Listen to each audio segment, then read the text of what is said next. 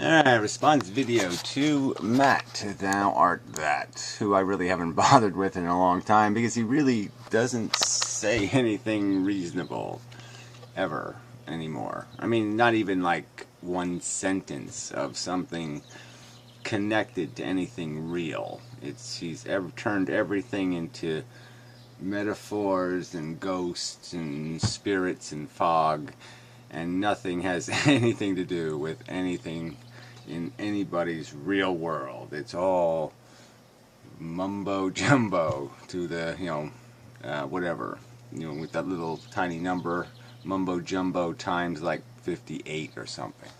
Big, huge amounts of mumbo jumbo. So anyway, he has touched upon the subject of antinatalism. I knew it was coming eventually. He'd have to deal with it. And he's dealt with it by just running away. So I only listened to half this video, and it was just like, oh, come on, I can't put up with this. I'm going to have to reply. So I'm going to reply. It seems like a silly conversation to be having because... yeah, okay. Yeah, you're right. You're going to talk about the most important question, which is evaluating whether 4 billion years ago an event took place where a piece of chemistry acquired the capacity to reproduce. And then some halfway through that process of evolution, it acquired this capacity to be harmed, to say ouch. And now we're just evaluating whether these were necessarily pure events, like they were somehow innately good, or whether they had somehow might have a negative character to them, and that we might be caught up in something that has absolutely no real mission statement, and that comes at this completely preposterous waste. And so it is like analogizing to anything else in our lives. If you had a car and you had to put 500 gallons of gas in it to move it 4 feet, you might ask some questions. Is this car worth having? Is there some way I can fix this so it does better than that? Because this isn't good enough. And it's not really hard to say this isn't good enough. And we sort of know that the conversation about how ungood enough it is would have happened centuries ago if it wasn't for religion. That religion has stifled conversation. It has destroyed our capacity to evaluate. And it's only when we get free of that sick fog that we're able to start looking around and saying, where the fuck are we? And what is this reality really worth? Now that's the real context. If you're going to say that's not the real context, then give me your alternative explanation that has something to do with something real and not something to do with a pink unicorn. Natalism is the idea that we should reproduce, right? We should bring new beings, new persons into existence through procreation. Antinatalism is the idea that, well, if the universe is, life on Earth at least, is fundamentally negative, if there's always... but it's fundamentally inefficient, where it creates enough negative experience, okay? It takes 500 gallons of gas, and it only produces 4 feet of positive experience, truly positive, constructive, useful, truly valuable, cherishable perfection of experience, whatever you want to describe it as. If it's not doing anything but satisfying some negative condition, then it's worthy of evaluation. And I don't think there's any way you can rationally evaluate it and come up with some default excuse to defend it. Saying it has a pretty color or it's a nice shape just doesn't defend the fact that it is not functioning. It's going always to be basically a situation of suffering. Well, it's not always. That's not really the argument. The point is, though, that it will consume a ton of it. All right? Life is death, so we can associate death with the condition of being alive. Death is associated with suffering, with a deconstruction of your identity, your existence. Even your brain can die while you're still alive, destroy everything that you were, and turn you into a fucking imbecile. I mean, it's insidious vicious. The parasites will eat you. The other living things will cannibalize you before you're dead. Natalist argues that we shouldn't bring new persons into existence. We shouldn't procreate. Right. There's two, and there's one point I don't think you're going to get to. And there's two ways to look at this. Yeah, it's a bad experiment. Frankenstein experiment, there's really no justification. Nobody's asking Dr. Frankenstein to do the experiment. We don't need the experiment. We don't want the experiment. There's just no use for this experiment. The other argument to be made is that we, in conducting the experiment, are going to impose all the liabilities of the experiment on what we will classify as the losers. And the benefits will go to some other class called the winners. And there's nothing distinguishing them before they end up falling into one of those categories. And that kind of sloppiness and recklessness and unearned punishment is not justifiable. You can't put that in many innocent people in jail and justify your justice system. If your justice system has a 25% failure rate, then it's too high a failure rate to justify having the system. And that's the problem with this life game. By its very nature, we can't control the imposition of the failure. And that makes it, until you fix that, until you can create immunity to psychologies that don't deserve it, who wouldn't endorse it, who wouldn't vote for the roller coaster. You can't put the people who voted against the roller coaster on the roller coaster. I think that the reason I find it silly is because it's assuming that we have the free will over and above our biological inheritance. This is just the silliest of the arguments. This is Piro's argument that somehow we can't rationally and logically understand how our biology works and interrupt the incidental consequence of procreation that comes with our sexual desire. I mean, evolution has gamed us, okay, because we were ignorant. It's gamed all the animals. They're not procreating, Matt. They're having sex. That's all they want out of it, okay? None of them has the ambition that they're creating babies. They have the ambition that they're going to gain sexual gratification. They're going to satisfy an impulse. All right? And the impulse isn't to have a next generation. And so this is just a nonsense argument from nature, and you're making an argument from nature and you're not even making it accurately. Okay? We have no innate instinct or desire to procreate. We have a desire to have sex. And with a tiny bit of knowledge, you can separate sex from procreation. You only need a tiny bit of knowledge to understand what a barrier is and to create one to sperm. That are sexed, that are male and female. And in order to continue to exist as a species, we're going to have to reproduce, right? Yeah, well, this is like duh, and this is the argument, whether or not we should continue. So this presumption that somehow we take our marching orders from a DNA molecule, again, you're going to have to defend that default state, that somehow the DNA molecule has an authority.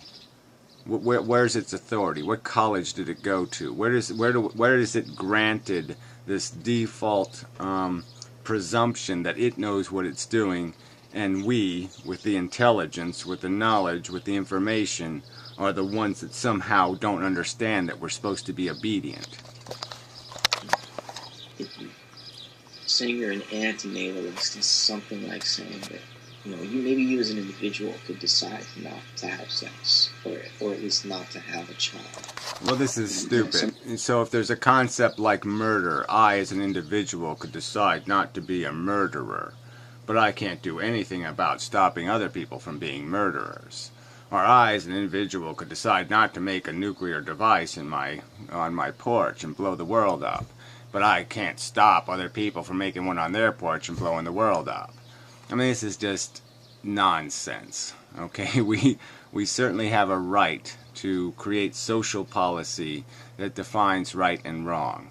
And if we can figure out through just a tiny bit of rational 1 + 1 = 2 kind of logic that life really hasn't defended itself yet, and until it is defended, it's not something we should be sustaining or subsidizing or promoting.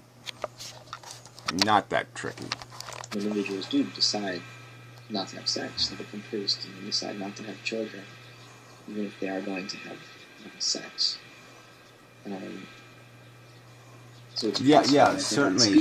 That's right. And I'd argue that most sexual encounters don't lead to babies, and they do so quite deliberately. Level, it's really not possible. We would no longer be biological entities if we were capable of not having children. Oh, whatever. It's not making us incapable. You don't change the. You're like saying that somebody's a subhuman now. You've just basically classified every human being who's infertile as some kind of subhuman. That somehow they've lost their identity as a feeling, experiencing being because they're infertile. I mean, that's absolutely nonsense. There's no functionality. There's no obligation for any part of my essence that has any obligation to complete some process of procreation. Absolutely nothing, Matt. I'm not. My life is not in any way diminished or made dysfunctional because I haven't seeded a woman. I mean, that's just idiotic. It's inevitable that enough human beings, Homo sapiens, will have a child. Well, says you, right? So all you're basically saying is that there's no way we can control human behavior. That there's no way that a meme can pass on from one person to another person, that people could become ideologues or devoted to a cause or a principle or an ideal, and yet you're here preaching on the internet in your little brown robe, you know, your theology, as if you think there's some reason to do that, as if you think there's some way you can persuade people to change behavior. I mean, no friggin' idyllic future is even possible without some sort of consensus of opinion and or consensus of behavior and some willingness not to break the rules or not to break those ideals. So this idea that somehow we can do nothing to control irresponsibility in human beings is bullshit. That the species will continue. That's not going to be the reason we're going to go extinct, at least, if we do.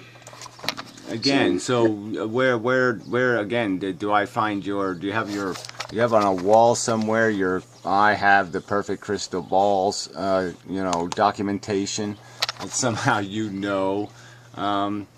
yeah, this is crap. You can't make these absolute statements that that's not possible. I'm more valid in making my arguments about the futility of your quest for any kind of future that won't be dismal and dark and disgusting, because you won't acquiesce to the basic fact that life is by its very nature fail, because it is about individual selfish organisms, and they will not do what's required to function, to gain enough efficiency to maintain themselves. Rather than try to say I'm for birth or against birth, I would say that birth is written into the very functioning of the universe. Yeah, right.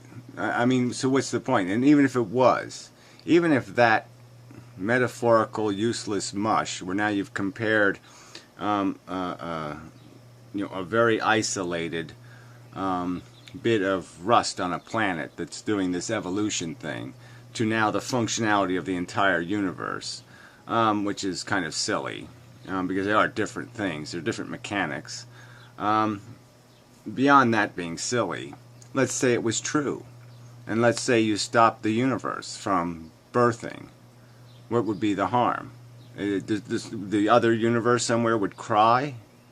No, that's the catch here. Is the whole thing it doesn't have any obligation to produce anything that we, as sentient beings with a logical brain that understands value, could even make any could have any connection to at all. The universe has no sense of value.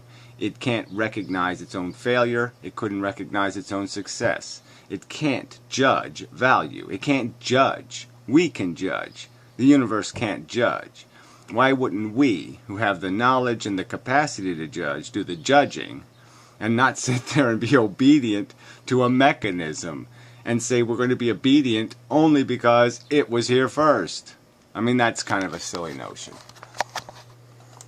And to the end, because when birth stops happening, there's no more universe. Oh my. And part of part of the reason for this extreme response, I think, is that I'm not limiting the universe to the human. I think that the human isn't the only creature that gives birth and that has the freedom to, in some sense, decide whether or not it's going to continue existing. I think every creature that there is continues to exist because it enjoys existence. Okay, so this is just preposterous nonsense. I don't even know what ass you pulled this out of. I mean, you have to find a huge, like an elephant's ass or something, to pull something this monstrously crazy out of. So, where do you get this from?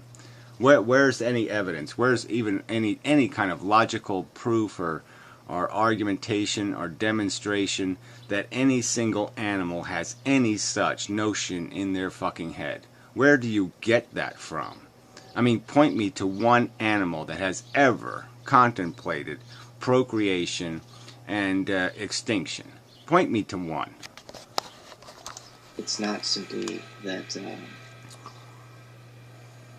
pre-human or non-human life doesn't want to exist. Oh, this is again is idiotic. They have no free will. We don't have free will, Matt. Newsflash. And they certainly have no knowledge context. They have no information making it even possible for them to judge or evaluate the value of their entire life. And for you to assume because they survive, because they're addicted and caught up in a desire mechanism, that somehow that means they're saying, please, sir, give me some more. Well, that's just you imposing upon them. I mean, that's just so fucking rude of you to assume that because they are attempting to find comfort, that they are implying they think the game is worth playing, that they enjoyed watching their kittens die, and they enjoyed running into the fire to save them, or they enjoyed and that they would do it all over again if given the choice. And for you to assume that that's what it means because they didn't figure out how to build a gun and blow their brains out is just kind of silly. That, somehow it could or would cease existing if the net impact of living were negative. I think. Yeah, if they could understand that kind of context, like I said, you'd have to inform them before they could give you an answer, wouldn't you? And why do you assume that their answer would be as ridiculous as you addicts? Why would you assume that they wouldn't be able to be smart enough to say, oh yeah, I really understand, I've just been chasing selfish bullshit desires created as a delusion in my consciousness. The cheese is synthetic, it is a pile of crap, the suffering was real and a waste, and so why would I engage in this behavior a second time around? Why would I do this over and over? It's a stupid mechanism. Exhaust. From the very first moment molecules became protoplasm or some form of single-celled genetically replicating organism, in that very first moment, there was an increase in enjoyment, an increase in the intensity. Yeah, so there's absolutely nothing here. This is just this is as pink glitter unicorn as you can possibly invent. You have no evidence of that whatsoever. You can't make one rational demonstration of why anybody with a rational brain would believe that a DNA molecule enjoys living. I mean, that is just preposterous crap. With matter's experience of itself, and increase in intensity, and an increase in goodness and in beauty. Oh, don't even, use words like beauty to describe functionality and you will go nowhere. So again, that's just like saying, okay, it doesn't matter whether the car runs, it doesn't matter whether the car goes anywhere, as long as it's a nice paint job, it's a great car. I mean, it's just a pile of shit. Every perception you have of beauty is built on a bunch of subjective conditioning that has absolutely no real core meaning or integrity. It's just incidental, culturally imposed bullshit. The reason there is still a universe is because it was enjoyable for the universe to continue becoming what it was. Oh yeah, again, so this is just such a pile of shit. I mean, this is worse than, Christians make more rational statements in defense of their heaven and gods than you're making with this crap. You've just completely invented these sentences out of absolutely nothing. You've just said it because, it sounds like fun. I mean, you just might as well write fairy tales. Do it overtly. Just write fairy tales. This has nothing to do with reality. So the fact that we are here as human beings is the testament to the fact that the universe has decided to be here, that all of the creatures prior to us have decided to procreate or to recreate. Right. So all those billions and billions of animals in their tiny cages, in our slaughter industry for your little meat sandwich, they all chose to be slaves to our addiction. Yeah, fuck you. To continue existing. And I think it's silly for us to assume we could somehow stop that process from taking place. Oh, yeah, it's silly to think that we could wear a condom. Again, I'm not going to make these arguments. All you're saying is that somehow people can't have an idea, and that idea can't spread to other people, and that somehow that sooner or later that human beings could coalesce on an idea, like the world is round. And it could be like a 99.99% understanding. And only a weird, perverse, fucktarded idiot wouldn't get it. Alright, now these are complex truths about reality. But I'm going to argue that the biggest obstacle to people getting the truth, are the lies that are injected in their heads by all you birthers and you fucking Gaias and you fucking religious nuts. You fucking make people retarded. You fill their head full of delusions and fables and nonsense and rubbish. And so their brain doesn't fucking do logic. And it's only until they're free of that mumbo-jumbo that they can see the obvious. Because they're not distorted. They don't have your crooked distortion glasses on, your fairy tale glasses. And that's why people like myself could understand at 8 years old what I'm having to explain to you fuckers.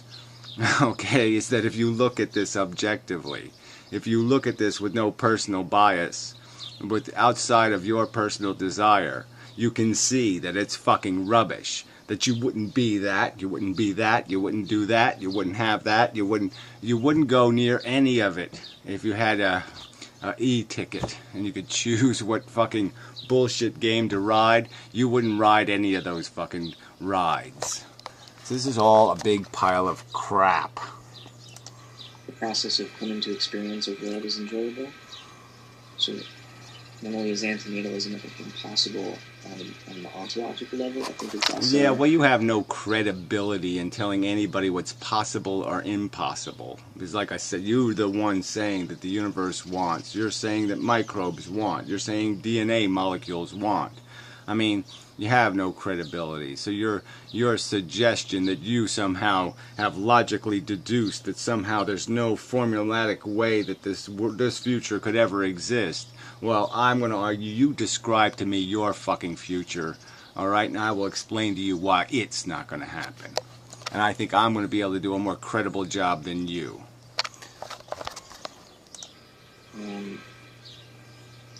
experientially naive in that at a certain level experience is suffering, but at a deeper level,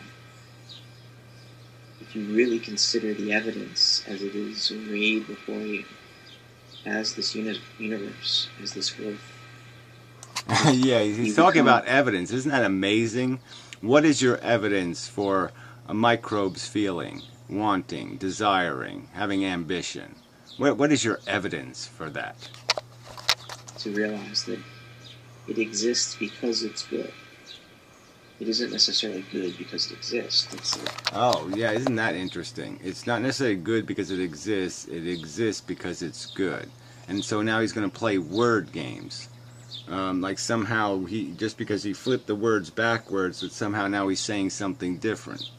They're both the same statement. You're saying that somehow it's good, and it's not good because I've evaluated and drawn the rational conclusion that it's good. You're just saying that's the default. If you're familiar with Leibniz, he had this idea that we must live in the best of all possible worlds. It must be good just because it exists. I'm saying it exists, and therefore it must be good.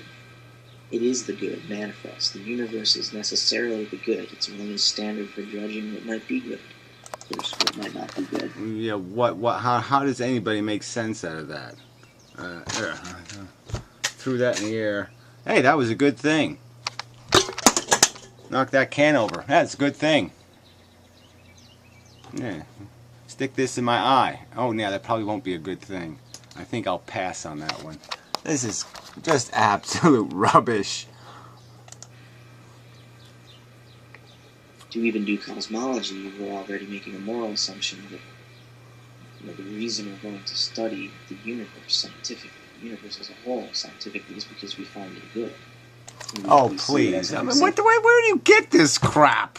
Where do you get this crap? I mean, so because somebody figures out how to remove an infected appendix, they're doing it because they think appendixes are good. I mean, this is just absolute, oh, man. Oh, revolting nonsense. Example that is being set for our own behavior as microcosmic beings or organisms. So natalism is impossible metaphysically and unethical, I think. It's much more ethical to take a risk with somebody else's welfare. All right, you're not going to address any of these arguments, right? You're not going to address any of the arguments that there's no necessity to perform this act. So like a policeman rushing to a scene of an accident, yeah, you can justify rushing because there's an accident and you might save somebody from harm. So you'll take a risk. What's the harm that's going to be experienced if somebody doesn't have a child, doesn't inject another human being into the future? What part of the universe will weep, Matt? Explain to me what kind of pain and suffering will be endured by the universe because there isn't little fucking maggot humans on planet fucking Earth. I mean, are all the planets void of a DNA molecule? Are they all causing the universe pain because they don't have this fucking rust on them? This fucking bizarre fungus growing on them? Because there's no Tyrannosauruses on Mars. Mars is diminished and the universe is aching. I mean, this is just such a pile of shit. It means participating in the larger course of events as they exist in our universe now. Anti-natalism is I wouldn't go so far to say it's evil, but as Alfred North Whitehead put it, evil is novelty in the wrong season. Oh, yeah, well, whatever. You're the imposer, so you're obviously the evil, okay? You think, because you have a delusion in your head, you haven't backed up with a single goddamn rational sentence, that you have a right to impose on something else, to play fucking God, make a determination that you will perpetuate a maze game merely because you fell upon it. It's like finding a goddamn maze game in the middle of the woods, and it's got a bunch of rats in it. It's got guillotines, it's got snatch traps, it's got all kinds of fucking shit that's ripping these little rats to pieces every day. And it keeps getting perpetually fed by this breeding machine that just forces more rats into the maze. And you see it, and you look at it, and then you just walk the fuck away. No, you're the evil motherfucker. New. That is so against the grain, so contrary to the inherited situation that it destroys that situation. Oh yeah, it's just against your little pink balloon fairy tales, okay? Yes, it's completely against the Three Pigs, Goldilocks and the Bears, Snow White. Yeah, it's against all of that nonsense and rubbish. Your little henny penny Teletubby bullshit philosophy that's founded on not one rational fucking sentence. Ends up inhibiting growth or unweaving achievements of complexity.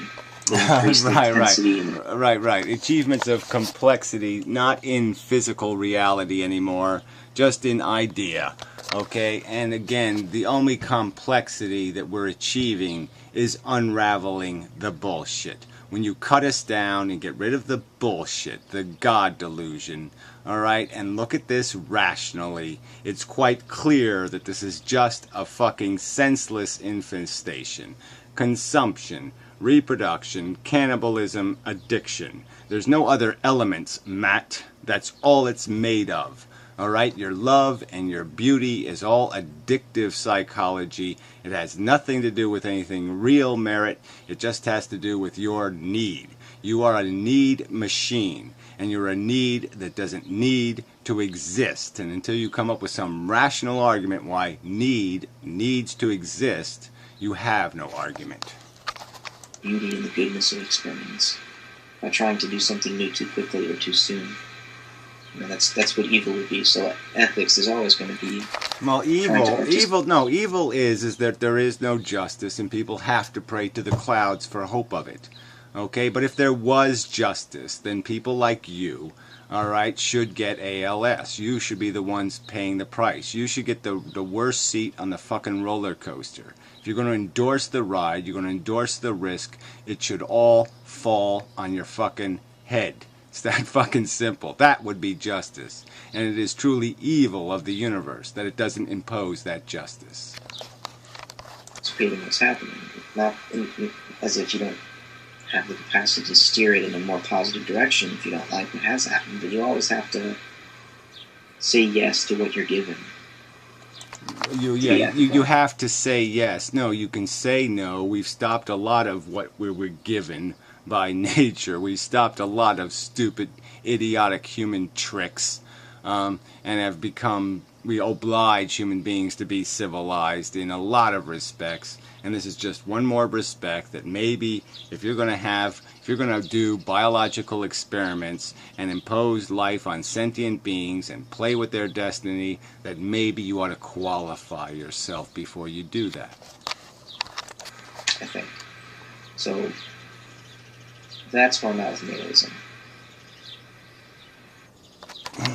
Yeah, well, whatever. I mean, you calling anybody else's philosophy or ideas silly is as silly as it gets. Okay, your entire philosophy is made out of silly mumbo motherfucking jumbo.